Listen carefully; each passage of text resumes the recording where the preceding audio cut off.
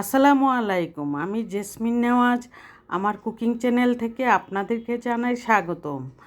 আজকে আমি chicken bun recipe আপনাদের সামনে তুলে ধরব। এই চিকেন বান রেসিপিটা আমার বাসায় কিছুদিন পরপরই বানানো হয়, সপ্তাহে একবার হলো বানানো হয়। কারণ এই চিকেন বানটা একদমই হাইজেনিকভাবে আমি ইলেকট্রিক ওভেনে সুন্দরভাবে বানানোর চেষ্টা করি এবং খেতেও ভিতরের পুরটা অনেক মজা হয়। আর সেই রেসিপিটা আপনাদের সামনে এখন তুলে ধরবো। প্রথমেই আমি এখানে 2 কাপ ময়দা নিয়েছি। তারপর এখানে আমি 1 চা চামচ হাফ চা চামচ লবণ নিয়েছি, আর চিনি নিয়েছি 1.5 চা চামচ। তারপর পাউডার দুধ দিয়ে দিলাম 2 চা চামচ, ইস্ট দিয়ে দিলাম 1.5 চা চামচ, আর 2 টেবিল চামচের মতো তেল দিয়ে দিলাম। তেল দেওয়ার পর ডিমের কুসুমটা না দিয়ে আমি ডিমের সাদা অংশটা দিচ্ছি, আর কুসুমটা দিব চিকেন বানের উপরের অংশটার মধ্যে যে ব্রাশ করতে হয় সেটার জন্য আমি কুসুমটা রেখে দিব। আর ওয়েস্ট করা হবে না। এই একটা ডিম দিয়েই আমি এই চিকেন বানগুলি বানিয়ে আমি সবগুলি এখন একসাথে আমি চামচ দিয়ে মিলিয়ে নিচ্ছি। মিলিয়ে নেওয়ার পর এখানে আমি হালকা কুসুম গরম পানি দিতে হয়, আঙ্গুল চোপানোর মতন। এত বেশি গরম দেওয়া যাবে না, তাহলে ব্যাটারটা নষ্ট হয়ে যাবে। আর সেই জন্য একদমই নর্মাল পানির থেকে একটু কুসুম গরম পানি রাখতে হবে, যাতে ইস্টটা দেওয়ার ফলে যাতে ফোমি ভাবটা অনেক ভালো হয়।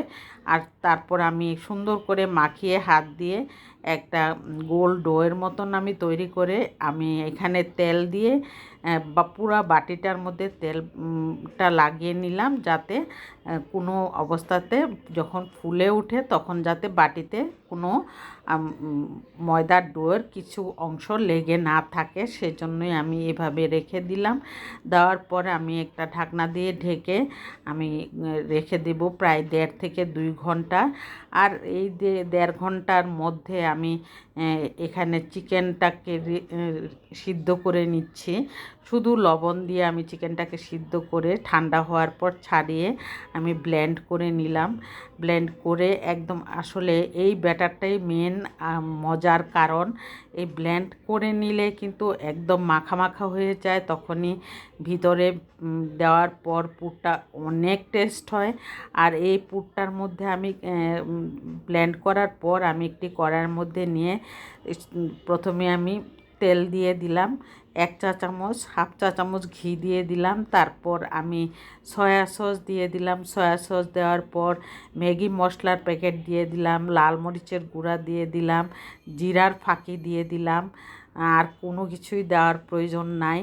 এই মশলাটাতেই সুন্দরভাবে একদম একটা ব্যাটার তৈরি হয়ে যাবে। এই ব্যাটারটা মুখে দিলে খুব মজার সাথে খাওয়া হয় চিকেন বানের। তারপর নামানোর কিছুক্ষণ আগে আমি কর্নফ্লাওয়ার আর পাউডার দুধ দিয়ে 1 চা চামচ বা 1.5 চা চামচ পানি দিয়ে মিলিয়ে তারপর আমি এই চিকেনের পুরটার মধ্যে দিয়ে আমি একদম গায়ে গায়ে যখন কড়াই থেকে উঠিয়ে যাবে তখন আমি নামিয়ে একটা বাটিতে রেখে দিলাম। তারপর আমি এখানে দেখতেই পাচ্ছেন আমি ময়দার ডোটা খুব ফুলে গিয়েছিল সুন্দরভাবে। তারপর আমি এখানে একটু ফাস্ট করে দেওয়ার কারণে আপনাদের কাছে বলতে আমার সমস্যা হচ্ছিল। আর সমস্যা নাই, আপনারা বুঝে নেবেন যে ব্যাটারটা ঠিকমতো আমি করার পর আমি এখানে গোল গোল ডো করে নিলাম। আর ডিজাইনটা এক এক দিন এক এক রকম ডিজাইন না করলে আপনাদের ভালো লাগবে না, সেই জন্য আমি এক এক দিন এক একটা ডিজাইন দিয়ে আমি চিকেন বানটা তৈরি করে থাকি। এতে করে একটা মেহমান আসলে যদি আমি এই চিকেন বানটা দিই তাহলে অনেক মজার সাথে খায়। আর আমার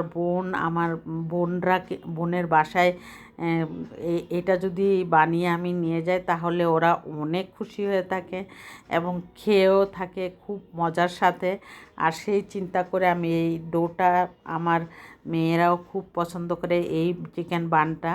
আর বানানোটা তেমন কোনো কঠিনও না, শুধু সময়ের দরকার। এইটুকু সময়ে আমি ব্যয় করলে একটা মজার চিকেন বান খাওয়ার একটা ব্যবস্থা হয়ে যায়। আর সেই জন্য আমি একটু সময় নাস্তার জন্য যতটুকু সময় করে থাকি, সময় নিয়ে থাকি, এই চিকেন বানটা বানাতে অতটুকু সময়ই লাগে। আর সেই জন্য আমি এইটা প্রায়ই বানিয়ে থাকি। আমার বাসায় খুবই পছন্দের খাবার এটা। আর চিকেন বানটা যে কোনো বাসায় যদি আমি বেশি করে বানিয়ে বক্সে করে রেখে দিই, তাহলে একটা গেস্ট আসলেও মনে হয় যেন একটা ভালো একটা আইটেম আমি দিতে পারলাম গেস্টকে। সেটা চিন্তা করে আমি কিন্তু এই জিনিসটা বানাই সময় একটু বেশি করে বানিয়ে থাকি, যাতে 2-3 দিন খাওয়া যায়, প্লাস একটা গেস্ট আসলেও যাতে দিতে পারি আমি। আর সেই জন্য আমি আপনাদের কাছে একটা রিকোয়েস্ট করব, আমার ভিডিওটা যদি ভালো লেগে থাকে তাহলে একটি লাইক দিয়ে কন্টিনিউ করবেন, আর সাবস্ক্রাইব করে অল বাটনে প্রেস করে রাখবেন। যারা অলরেডি সাবস্ক্রাইব করে নিয়েছেন তাদেরকে অসংখ্য ধন্যবাদ। আর বাকি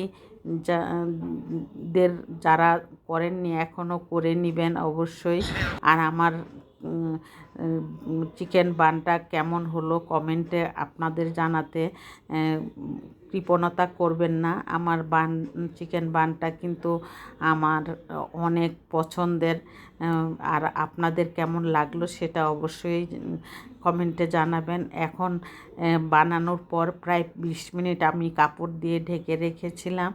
আর ওই দিক দিয়ে ওভেনটাও আমি চালু করে রেখেছি, যাতে 10 মিনিট প্রিহিট করার পর আমি দিতে পারি। তারপর এইখানে আমি ডিমের কুসুমের সাথে একটু সয়া সস আমি দিয়ে একসাথে ডিমের কুসুমটা মাখিয়ে ব্রাশ দিয়ে আমি একদম ভালো করে পেস্ট করে নিলাম।